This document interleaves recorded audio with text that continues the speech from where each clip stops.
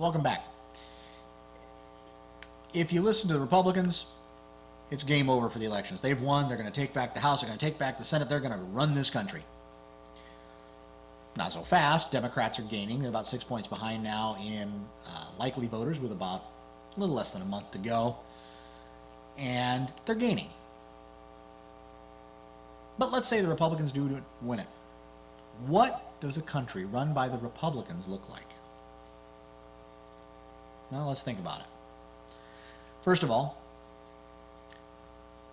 those measures that were passed under healthcare reform, coverage for children of covered individuals, being able to stay on their parents' insurance till 26 years old. Republicans have vowed they will repeal that. So, if you have a kid who's 19, who's still living at home, going to school, you won't be able to get them covered. The limitation on pre-existing conditions in the Healthcare Reform Act, where they can't deny you insurance just because you are already sick, that goes away too. So if you have any kind of a disease, any kind of situation that needs care, well, you may lose the house, but, work on it, because you're not going to get that help. Student loans, well, there was some reform there to try to help students get easier loans and to help forgive them some of the debt and find other ways to help them pay for college. That goes away.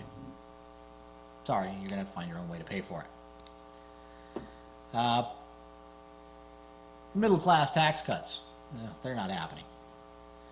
So, hope you like what you're paying now. You're going to continue.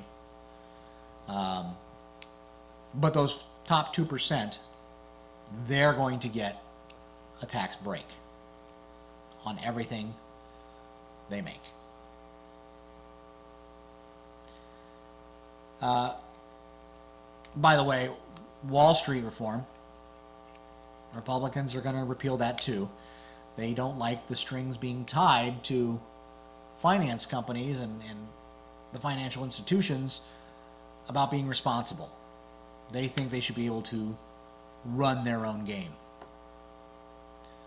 We see how that's gone. But that's where it's going. Many of these candidates, Republican candidates, are running on a platform that they want to restore this country to being a Christian nation. So for my Jewish friends, Islamic friends, Hindu, Buddhist, any other belief system really, you're out of luck, because tolerance is going to go away while they restore God into religion or into politics. That's what these folks are running on. I don't know if that's where you want to live. I don't know that's a country I am going to enjoy living in, because it seems like it's skewed a whole lot to one group of people, and they tend to be rich white guys. So, what can you do about it?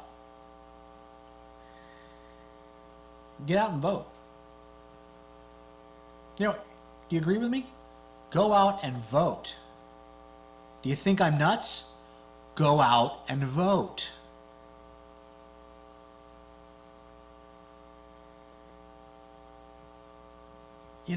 This country is not easy. We have lots of issues that we have to deal with. But if you really want to do something about it, you have to take part. You have to participate. It takes no time at all. Really, every state sends out pre-election information. Read it. Read it thoroughly. Understand what ballot measures are. Understand what they mean for you.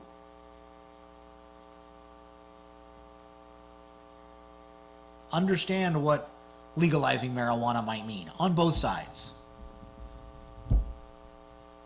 understand what it means to repeal clean air regulations and energy efficiency regulations. Understand both sides of it, and then vote. Go and find out what candidates are going to represent your interests best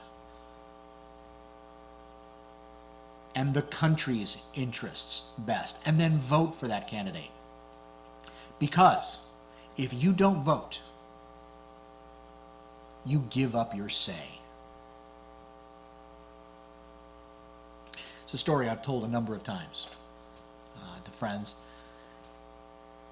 When I first was in retail management, we were having problems at the store I worked at, and they had sent in the head of HR to kind of observe and see what was going on. And I was frustrated, everybody was frustrated.